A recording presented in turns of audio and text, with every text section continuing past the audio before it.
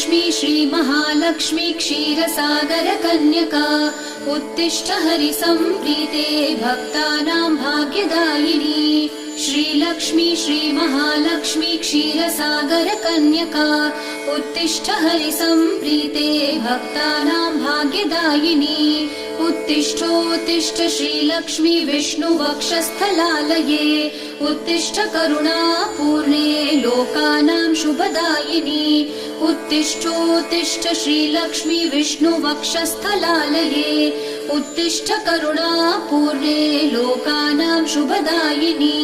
श्रीपद्ममध्यवसिते वरपद्मनेत्रे श्रीपद्महस्तचिरपूजितपद्मपादे श्रीपद्मजातजननी शुभपद्मवक्त्रे श्रीलक्ष्मी भक्तवरदे तव सुप्रभातम्।